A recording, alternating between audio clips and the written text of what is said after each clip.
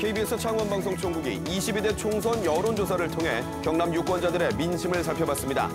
창원 성산과 창원 진해, 거제 선거구 여론조사 결과 취재했습니다. 최근 통영 욕지도 바다에서 어선 사고가 잇따르면서 선원 6명이 실종됐습니다. 첫 사고가 난 지 열흘째지만 구조 소식이 들리지 않아 수색 작업 장기화 우려가 잇따르고 있습니다. 봄 수박 출하를 앞두고 과일값이 오르며 수박 한 통 가격이 4만 원을 넘고 있습니다. 수박값은 올랐지만 생산량이 줄어 농민들의 손해도 큰 상황입니다. 어제 고창 담양고속도로에서 경차와 SUV, 관광버스가 잇따라 부딪혀 3명이 숨졌습니다. 최근 3년 동안 고속도로에서 발생한 2차 사고 사망률은 1차 사고의 7배 달합니다.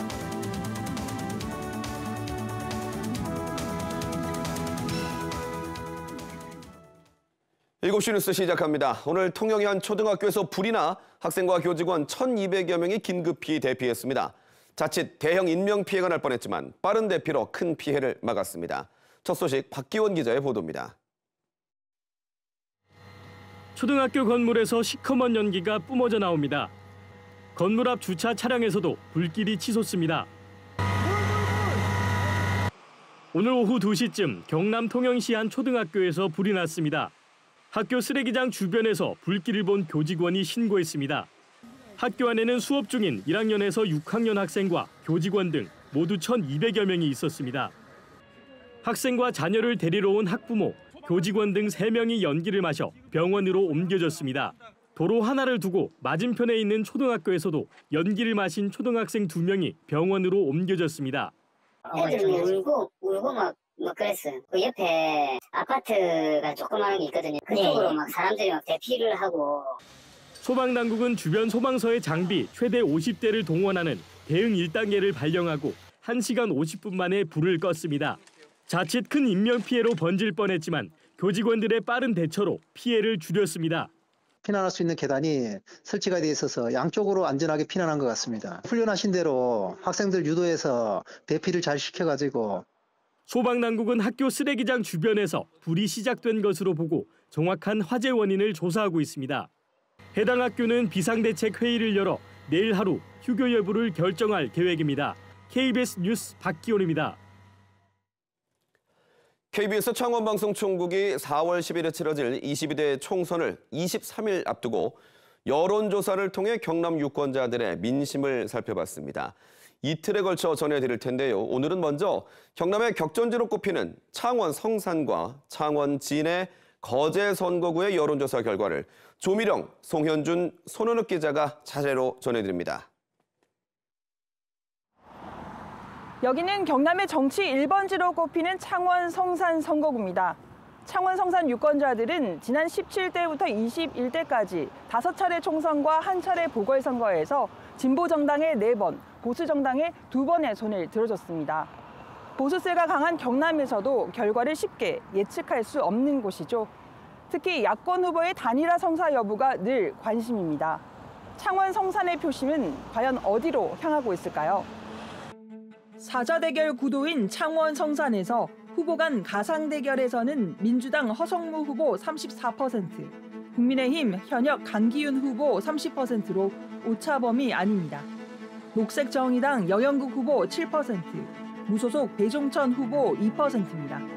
부동층은 27%로 집계됐습니다. 각 후보를 선택한 이유도 물었습니다. 허성무 후보는 윤석열 정부 견제에 적합한 후보라는 응답이 45%, 강기윤 후보는 윤석열 정부 지원에 적합한 후보라는 응답이 40%였고 여영국 후보는 후보의 경력과 도덕성 41%였습니다. 윤석열 대통령의 국정 운영에 대해서는 부정평가가 우세했습니다.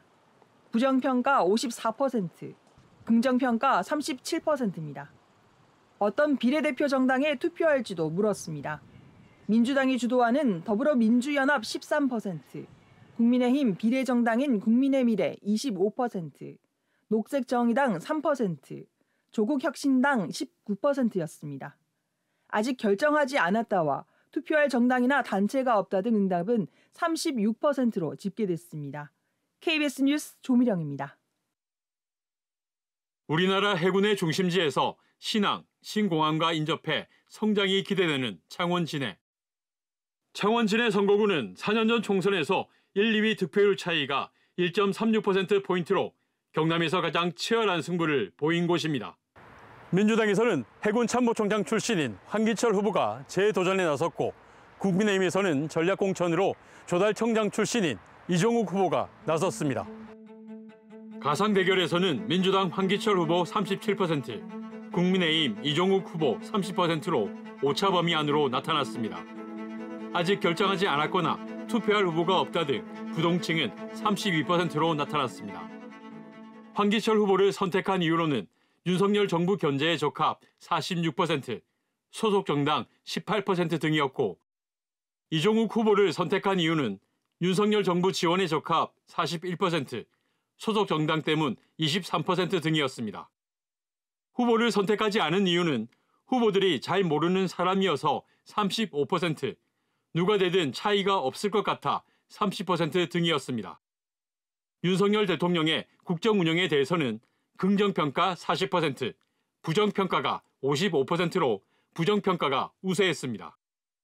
비례대표 정당 지지율은 더불어민주연합 16%, 국민의미래 27%, 조국혁신당이 17%였고 아직 결정하지 않았다와 투표할 정당이 없다 등 응답은 33%로 나타났습니다.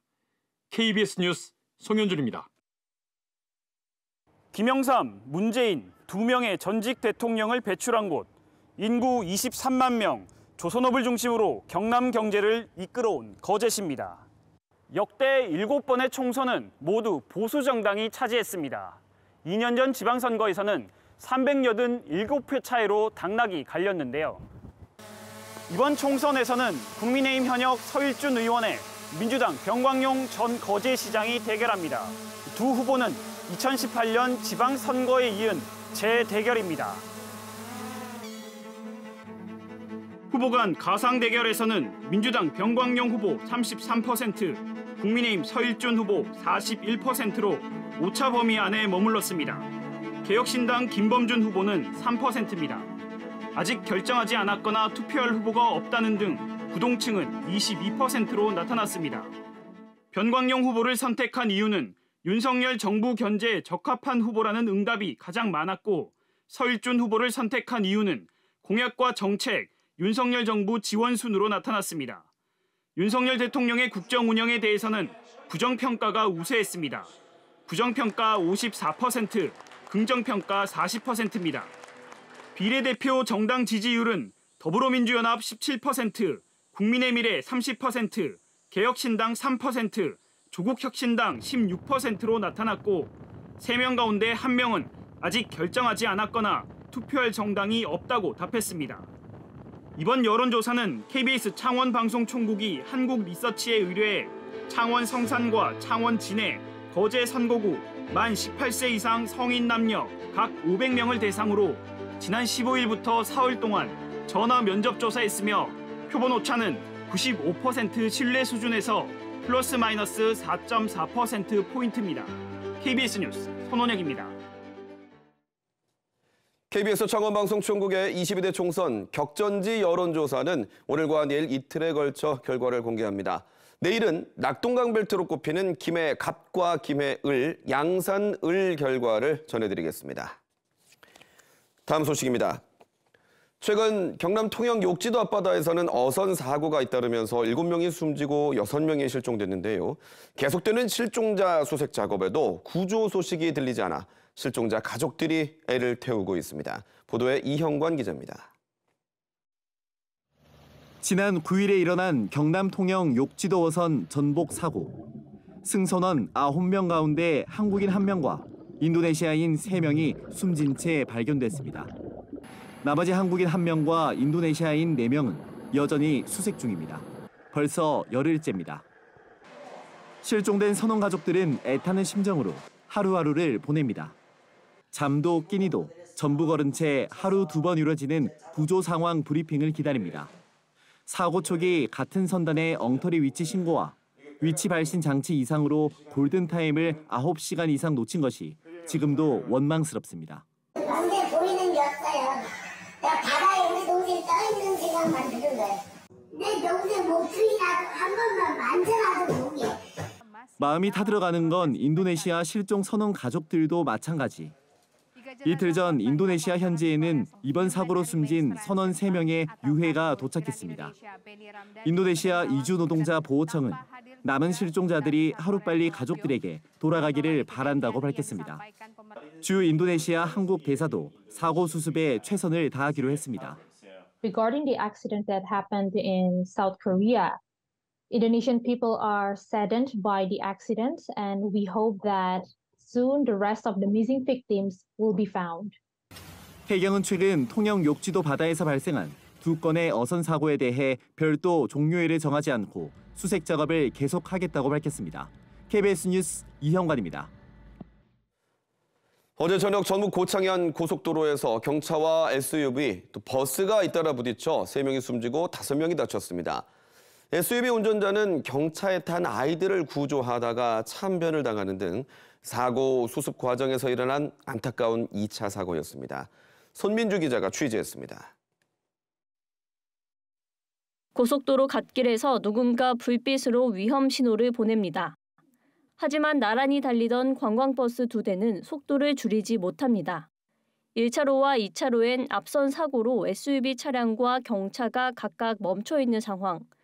결국 버스들은 그대로 차량들을 들이받습니다. 버스에 부딪힌 차들은 뒷좌석이 구겨져 형체를 알아보기 어려울 정도입니다. 도로가 곡선 구간인데다 날까지 저물어 버스들이 미처 속도를 줄이지 못한 것으로 추정됩니다. 사고는 2차로를 달리던 경차가 갓길 가드레일에 부딪혀 1차로에 멈춰 서면서부터 일어났습니다. 뒤따르던 SUV가 경차를 들이받았고 SUV 운전자가 사고를 수습하려는 사이 버스들이 2 차량을 추돌한 겁니다. 6분 만에 벌어진 연쇄 추돌로 경차 운전자인 30대 여성과 5살 아들, SUV 운전자인 40대 남성 등 3명이 숨졌습니다. 이 고속도로에서는 지난 7일에도 사고 이후 도로에 나와 있던 운전자가 화물차에 치여 숨졌습니다. 최근 3년간 고속도로 2차 사고 치사율은 일반 사고의 7배에 이르는 만큼 안전에 더 주의해야 합니다. 후속하는 차량이 잘 선행 사고를 알 수 있도록 이제 큰 물건이나 옷이나 불빛을 활용해서 적극적으로 좀 흔들어 주면서 사고를 알리기 쉽지 않으면 무조건 가드레일 뒤 등 안전지대로 피해야 2차 사고를 막을 수 있습니다. KBS 뉴스 손민주입니다. 지난달 고속도로에서 화물차 바퀴가 빠지면서 버스를 덮쳐 2명이 숨진 사고가 있었는데요. 이를 계기로 경찰이 특별 단속에 나섰는데 안전조치를 위반한 위험 화물차들이 무더기로 적발됐습니다. 박준우 기자가 현장 취재했습니다. 대구 포항 고속도로 진입로. 단속에 나선 경찰이 폐기물 차량을 멈춰 세웁니다. 차량 적재함 틈에 고정되지 않은 쇠망치가 놓여 있습니다. 이거 규정 위반입니다. 이거 위험해 누가 봐도. 화물차 주인은 안전에 문제가 없다고 주장합니다. 떨어지지도 않는 것 같고 떨어진다고 하시고 안 떨어져요 절대로. 경찰은 규정 위반 혐의로 즉각 범칙금을 처분했습니다. 저점을 추락조치만 그 금액은 5만 원이고 벌점 15점 있습니다. 또 다른 대형 화물 차량. 적재함이 닦이지 않은 채 쇳덩어리가 놓여져 있습니다. 게다가 타이어는 한쪽이 다 닳아 무늬가 보이지 않을 정도입니다. 한쪽에 마모가 다 됐어요. 그래요. 최근 대형 화물차 사고가 잇따르면서 경찰이 교통안전공단, 도로공사와 함께 화물차 특별 단속에 나섰습니다. 2시간 동안 단속된 건수만 43건, 안전기준 위반이 가장 많았고 불법 튜닝, 번호판 위반 등도 적발됐습니다. 대형 화물차의 경우 대형 사고로 이어질 수 있는 만큼 주의가 필요합니다. 꼭 차량을 수시 점검하시고 출발하셔서 안전한 운전을 하셨으면 하는 당부를 드리고 싶습니다. 이번 화물차 합동 단속은 사고가 잦은 지점을 중심으로 다음 달 30일까지 이어집니다. KBS 뉴스 박준우입니다. 르노코리아가 오는 2028년까지 부산 공장에 1,180억 원을 투자해 최고급 신차 생산 수출 기지를 구축하기로 했습니다. 신차 가뭄에 따른 판매 부진으로 위기에 처한 르노코리아가 부산 공장의 기술 경쟁력을 발판 삼아 대대적인 반격을 준비 중입니다. 노준철 기자의 보도입니다. 내수 판매와 수출 모두 부진을 거듭 중인 르노코리아. 지난해 10만 4천여 대를 팔았는데 전년 대비 40% 가까이 줄었습니다. 신차 부족 영향이 큽니다. 르노코리아가 부산 공장에서 만드는 승용차 종류는 단 3개. 이마저도 신차는 없습니다. 판매 실적이 나빠지자 생산 물량이 줄고 공장 가동률은 떨어지는 악순환이 거듭돼 한때 부산 공장 철수설까지 나돌았습니다. 르노코리아가 부산에서 재도약에 나섭니다. 부산시와 투자 양해각서를 맺고 부산 공장에 설비 투자 1,180억 원과 신규 고용 200명을 약속했습니다. 그리고 부산 공장을 최고급 중형, 준대형차 분야 차세대 신차 생산 수출 기지로 만드는 이른바 오로라 프로젝트를 발표했습니다. If we succeed to do this, all together it will be 1.5 trillion won invested until 2027, including ORA 1 and 2 projects. 오로라 프로젝트 신차는 올해 출시됩니다. 2020년 XM3 이후 4년 만입니다. 르노코리아는 오는 6월 부산 모빌리티 쇼에서 중형 SUV를 처음 선보이고 이후 차세대 하이브리드 전기차를 부산 공장에서 생산한다는 계획입니다. 부산 공장의 고용 안정은 물론 일자리 창출에 거는 기대가 큽니다. The city government is working to establish an opportunity development zone on secondary battery and mobility in Gangsa and Gijang district. 제대로 된 신차를 배정받지 못한 르노코리아 부산 공장은 그간 일본 닛산 등 다른 완성차 업체의 하청 위탁 생산처라는 오명 속에 긴 침체기를 겪어야 했습니다. 국내 5대 완성차 중 판매 꼴찌로 추락한 르노코리아가 절치부심, 대규모 투자와 신차 계획과 함께 부산 공장을 미래차 생산 기지로 점찍고 분위기 반전에 나서고 있습니다. KBS 뉴스 노준철입니다. 전공의들이 진료를 거부한 지 한 달이 됐습니다. 수술 등이 평소보다 절반을 밑돌면서 대학병원은 경영난에 허덕이고 있는데요. 수백억 원대 마이너스 대출 신청에다 무급 휴가까지 받고 있습니다. 김아른의 기자의 보도입니다. 전공의 진료 거부 한 달. 부산대병원의 하루 적자는 10억 원에 달합니다. 비상 경영을 선포한 부산대병원은 일정한 금액을 수시로 빌려 쓸 수 있도록 600억 원 규모의 마이너스 대출을 이번 주 신청할 예정입니다. 현재까지 병원 유보금으로 100억 원이 넘는 손실액을 겨우 막아왔지만 최악의 상황에 대비하기 위해서입니다. 전공의 집단 행동으로 적자가 계속되자 대학병원들은 긴급 경영 체제를 선언하고 무급 휴가 등 대책 마련에 나섰습니다. 지난주부터 의사를 제외한 전 직원을 대상으로 무급 휴가 신청을 받고 있는 동아대병원. 현재까지 150여 명이 무급 휴가를 신청한 것으로 집계됐습니다. 진료에 전혀 차질이 없는 범위 내에서 무급 휴가를 받고 있습니다. 인력이 제일 많은 간호직종에서 신청자가 많습니다. 인제대 100병원 2곳도 무급 휴가를 실시해 적자폭 줄이는 데 안간힘을 쏟고 있습니다. 정부는 경영 위기를 겪고 있는 국립대병원과 내일 간담회를 열어 전반적인 운영 현황을 파악할 예정입니다. 간담회를 통해 비상진료체계 운영 현황에 대한 전반적인 현황 파악과 함께 애로사항에 대해 세심하게 청취할 예정입니다. 의대 교수 사직 움직임도 본격화하고 있습니다. 동아대병원 교수협의회는 성명서를 내고 면허 정지나 집단 유급 등 전공의와 학생 신상에 문제가 생길 경우 사직하기로 결의했습니다.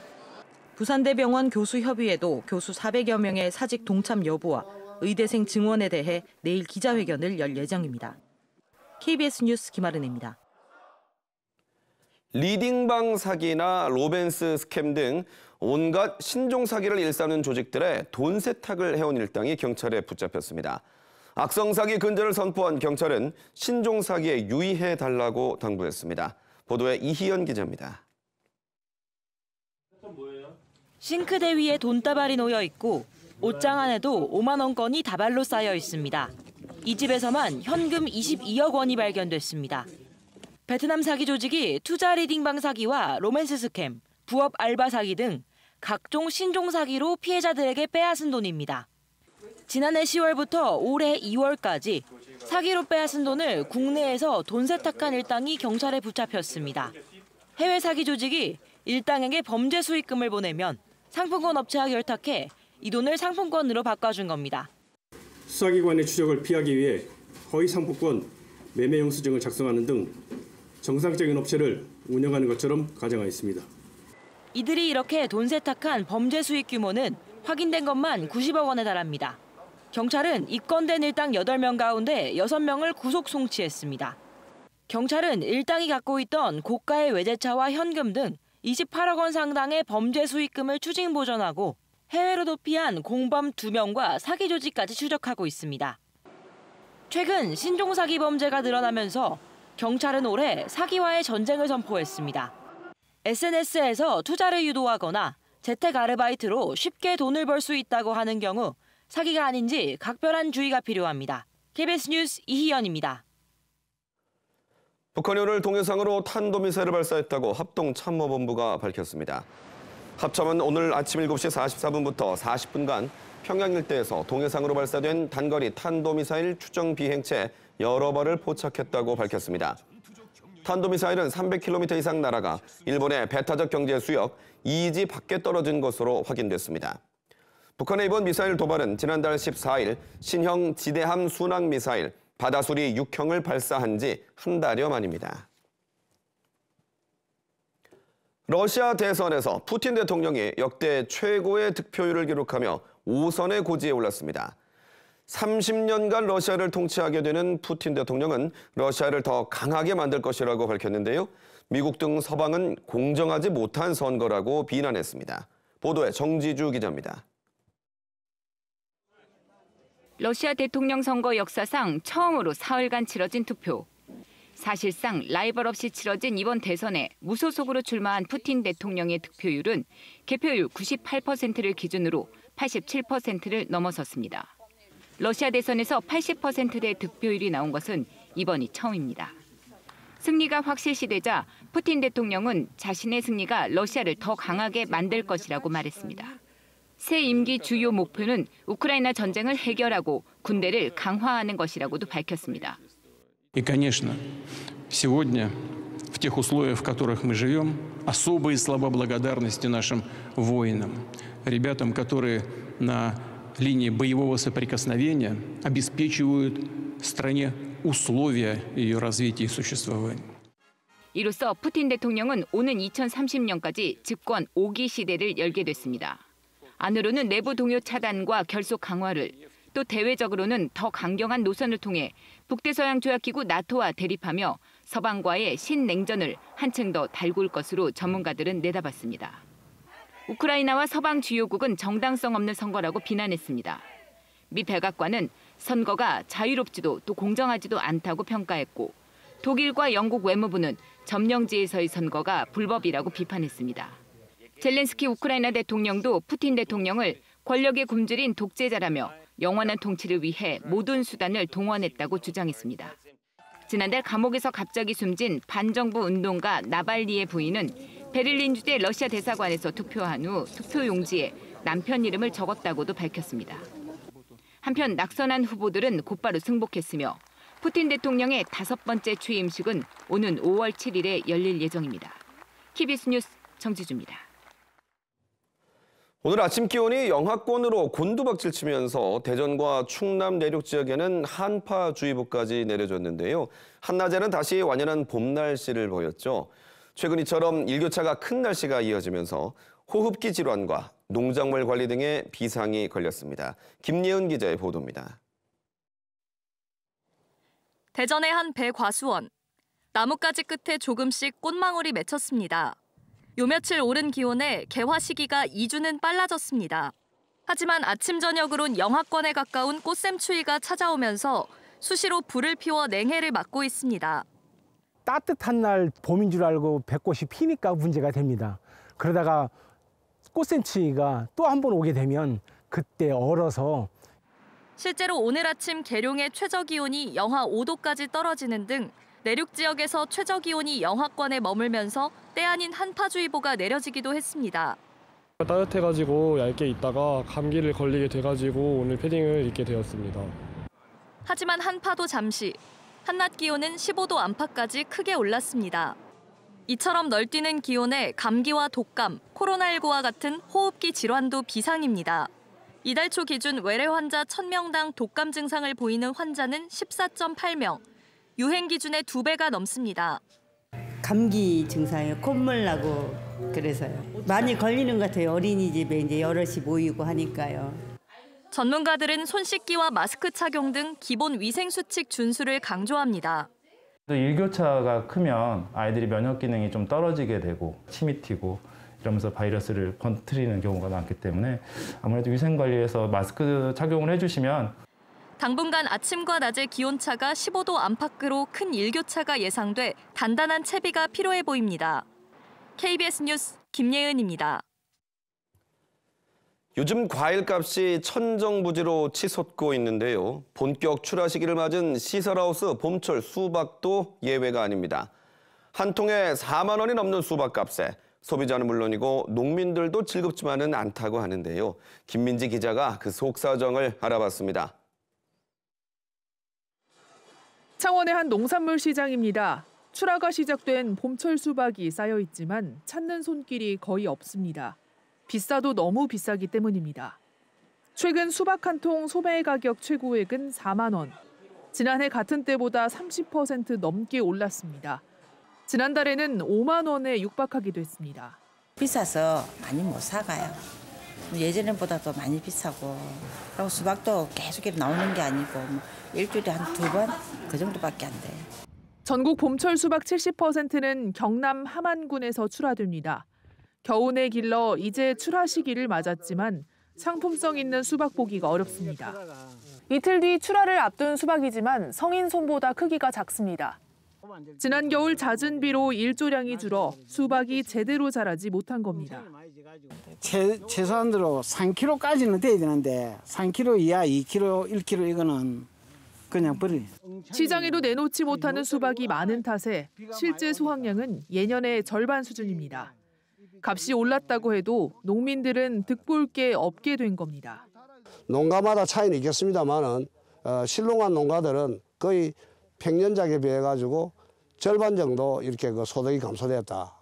정부가 일조량 부족을 농업재해로 인정해 피해 조사에 나섰지만 치솟은 수박 가격은 소비자와 농민 모두에게 부담입니다. KBS 뉴스 김민지입니다. 이어서 진주에서 전해드립니다. 하동군이 전남 보성군과 차산업 발전을 위한 협력을 강화합니다. 두 자치단체는 차와 관련한 수출 브랜드 개발과 국내외 마케팅에 협력하기로 했습니다. 하동군과 보성군은 지난해 남해안 남중권 발전 협의회를 통해 지난 1월 자매 결연을 맺었습니다.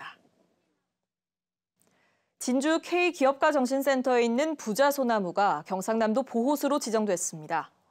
이 나무는 1922년 삼성창업주 이병철, LG창업주 구인회, 효성창업주 조홍재 회장이 지수초등학교에 심고 가꾼 것으로 알려져 그 상징하는 의미를 인정받아 보호수로 지정됐습니다. 함양군이 추진하는 복합생활문화공간 조성사업 대상지 주민들이 오늘 오전 경남도청에서 기자회견을 하고 사업 철회를 주장했습니다. 함양 병곡면 대광마을 주민들은 함양군이 주민들의 동의도 없이 복합생활문화공간 조성 사업을 추진해 생활터전에서 쫓겨날 상황이라며 사업 백지화를 요구했습니다. 진주의 한 동물보호단체에서 공금 횡령, 후원금 유용 의혹이 불거진 가운데 해당 동물단체 회원들이 기자회견을 열었습니다. 이들은 오늘 기자회견에서 문제의 동물보호단체 핵심 관계자들이 병든 유기동물을 앞세워 후원금 등을 유용하고 공금을 횡령했다며 관련 자료를 공개하고 진주시의 전수조사를 요구했습니다. 지금까지 진주에서 전해드렸습니다.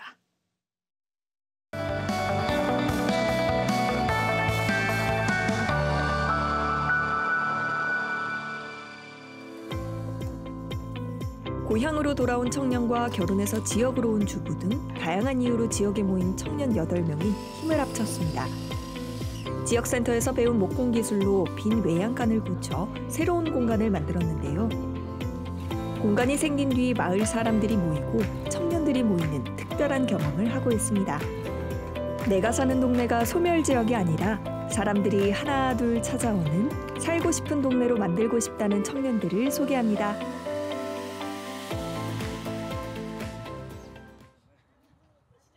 고성의 한 작은 마을. 남경호, 김보경 씨가 아이들과 향하는 곳은 부부의 취미 공간이자 아이들의 놀이터인 목공 작업실입니다. 취미로 시작했지만 이제는 창문이나 의자, 테이블 등을 만들어 기부까지 하고 있습니다.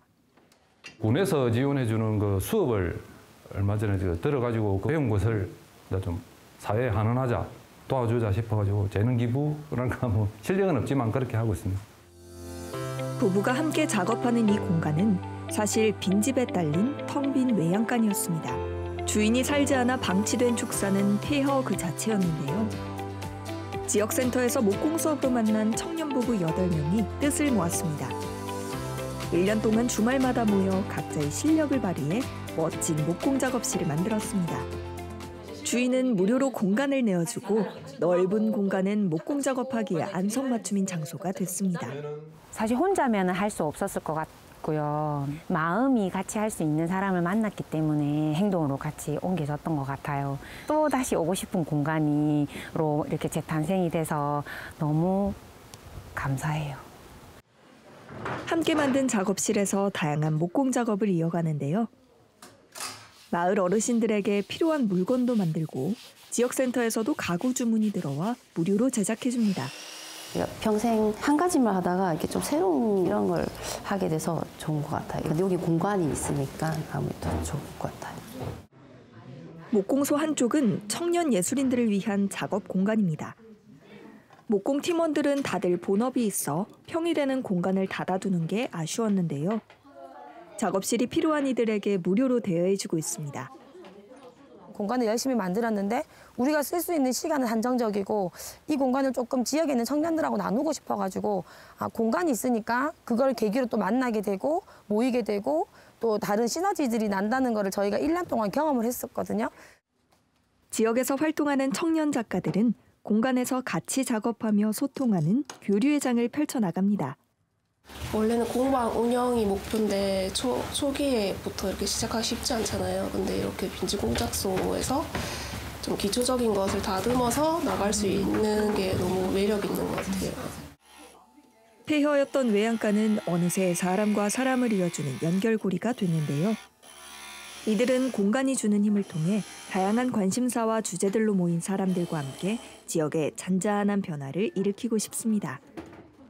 지역에 사는 것이 자랑스러운 거, 고성에서 왔어라고 하는 게 어느 주민이든 우리 아이들도 고성이 되게 좋은 곳에 살구나라고 칭찬받는 이런 좀 자랑스러운 지역이었으면 좋겠다라는 생각으로 활동하고 있습니다. 나와 뜻을 같이 하는 사람 한 명만 있어도 무엇이든 할 수 있다는 말이 있는데요. 함께하는 청년들이 모여 공간을 만들었을 뿐인데 어느새 마을은 사람들이 찾아오는 활기 넘치는 곳으로 변화하고 있습니다. 이어서 간추린 경남 소식입니다. 창원 지역 국민의힘 국회의원 후보 5명은 오늘 7대 공동정책공약 발표 기자회견을 열어 SPRT 사업을 더 확대하지 않고 1차 사업 이후 불편이 해소되지 않으면 시민 의견을 들어 전면 철거하는 방안도 검토하겠다고 밝혔습니다. 후보들은 창원 의대의 신설과 개발 제한구역 전면 해제, 창원 동대구 간 KTX 고속화 추진, 마창대교 통행료 인하 근본해법 마련 등도 공동정책 공약으로 제시했습니다. 경남 양산경찰서는 10년 동안 간병하던 아내를 숨지게 한 혐의로 50대 남편에 대해서 구속영장을 신청했습니다. 이 남성은 어제 오후 12시 45분쯤 경남 양산시 물금읍의 자신의 집에서 장기 간병하던 아내를 살해하고 4시간여 만에 경찰에 자수했습니다. 경찰 조사에서 이 남성은 뇌경색으로 거동이 어려운 아내를 10년 동안 돌보다 실직으로 형편이 어려워 이를 비관해 범행을 저질렀다고 진술한 것으로 확인됐습니다. 경남경찰청은 김해의 한 태권도장에서 4살 아동을 수차례 폭행한 혐의로 50대 관장 A씨를 불구속 상태로 검찰에 송치했습니다. A씨는 지난 1월 29일 자신이 운영하는 태권도장에서 4살 아동이 옷 정리를 하지 않는다는 이유로 뺨과 엉덩이를 6차례 폭행한 혐의를 받고 있습니다. 창원 물생명시민연대는 오늘 창원시청에서 기자회견을 열어 주남 저수지 연접지에 주택 건설이 이루어지고 있다며 저수지 생태 환경 보호를 촉구했습니다. 이들은 주택이 건설되는 동읍 석산리와 월잡리는 생태계 핵심 구역이 들여다 보이는 곳으로 소음과 불빛으로 철새 서식 환경을 보존할 수 없다고 주장했습니다. 창원지검이 박일호 전 밀양시장의 뇌물수수 의혹과 관련해 밀양시청을 3번째 압수수색했습니다. 창원지검은 오늘 오전 밀양시청 4층 산림녹지과에 수사관을 보내 사건 관련 자료 확보에 나섰습니다. 박 전 시장은 재임 당시 아파트 건설 시행사 대표로부터 2억 원을 받은 혐의로 검찰에 고발됐으며 자신에 대한 혐의를 전면 부인하고 있습니다. 오늘 오후 2시 20분쯤 거창군 웅양면 한 야산에서 불이 났습니다. 산림당국은 헬기 4대와 차량 23대, 인력 70명을 동원해 50분 만에 불을 껐습니다. 산림당국은 주변 과수원에서 쓰레기를 태우다 불이 번진 것으로 보고 정확한 화재 원인을 조사하고 있습니다. 창원시 성산구 천선동과 진해구 석동을 잇는 석동터널이 오는 21일 오후 2시에 개통합니다. 창원시는 개통을 사흘 앞둔 오늘 도로시설물 전반에 대한 현장 점검을 벌였습니다. 길이 1.96km인 석동터널은 국도 25호선 기존 안민터널 일대의 차량 정체 해소에 도움이 될 것으로 기대됩니다. 창원시 중동에 들어설 예정인 신세계그룹의 대형 복합 쇼핑몰 스타필드 창원의 개장 시기가 또다시 늦춰졌습니다. 창원시는 스타필드 운영사인 신세계 프라퍼티 측이 지난 15일 스타필드 창원의 완공 시기를 2027년 하반기로 조정해 사업 추진 계획서를 보내왔다고 밝혔습니다. 운영사 측은 공사비가 많이 늘어난 점 등을 연기 사유로 설명한 것으로 알려졌습니다. 지금까지 간추린 경남 소식이었습니다.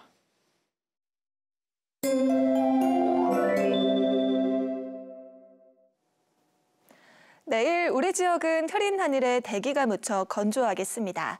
현재 대부분 지역에 건조주의보가 발효 중인데요. 바람도 강하게 불겠으니 산불 등 각종 화재 사고에 각별한 유의가 필요하겠습니다. 내일 오후부터 내륙을 중심으로는 비나 눈 소식이 있는데요. 비의 양이 많지는 않아서 건조함을 해소시켜주기엔 어렵겠습니다. 예상되는 강수량은 5mm 미만으로 가끔 비가 내리겠고요. 서부 내륙에서는 눈으로 내리는 곳이 있겠습니다. 비나 눈은 모레 새벽까지 약하게 이어지겠습니다. 내일 아침 창원이 7도, 창녕이 5도 예상됩니다. 한낮에는 창원이 14도, 의령이 16도로 오늘과 비슷하거나 조금 낮겠습니다. 서부 지역도 진주가 5도, 거창이 3도로 출발하는 아침이겠고요. 한낮에는 산청이 13도, 하동 15도 예상됩니다. 바다의 물결은 먼 바다를 중심으로 최고 3.5m로 거세게 일겠습니다. 당분간 기온은 예년보다 낮겠고 주말에는 흐린 하늘에 오전 중 비 소식이 있겠습니다. 날씨였습니다. 통계청의 초중고 사교육비 조사에 따르면 지난해 27조 1천억 원으로 역대 최대를 기록했습니다. 한편 한국보건사회연구원의 무자녀 신혼가구의 예상 자녀 양육비 조사 결과를 보면 93.7%가 가계 부담이 될 것이라고 답했는데요. 이런 통계와 합계 출산율 0.7명대라는 수치가 무관할까요? 멸종 위기의 대한민국.